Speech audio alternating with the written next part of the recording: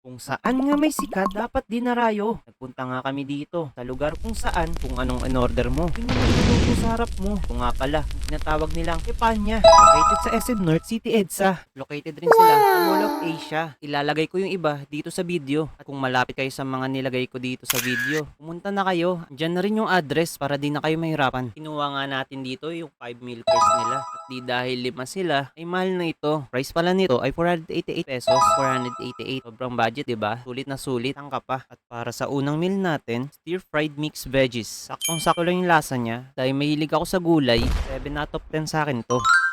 Ang next natin ay yung usuyaki beef. Ito guys, mabibitin ka sa sobrang sarap. Recommended ko tong piliin nyo guys. 10 out of 10 sa akin to. At ang next natin dito guys, ay yung chahan. Ito yung fried rice nila. Ito ang recommend ko sa inyo. At di ko na nga na-videohan na binigyan pa ako ni Chef ng extra fried rice. Dahil sobrang malasa na fried rice ni Chef. 9 out of 10 sa akin to. At ang next natin dito ay yung miso soup. At ang mali pala natin dito guys ay ininom natin ng soup nung malamig na. Dapat pala nung mainit pa ay kinain na namin. Pero 7 out of 10 sa akin yung lasa. At ang last nga natin dito ay yung banana flambe. At dito nga nakorap yung video ko para sa last meal. At recommended ko sa inyo to guys. At pero overall sobrang sarap. Sako lang yung tamis. At kung nabibitin kayo, pwede pala kayong magdagdag. Ito pala yung mga menu nila. At kung may katanungan kayo, huwag mayang mag-like, share. Comment nyo lang kung saan pa may sikat na kainan. Dadayuhin natin yan. Hanggang sa muli. Paalam!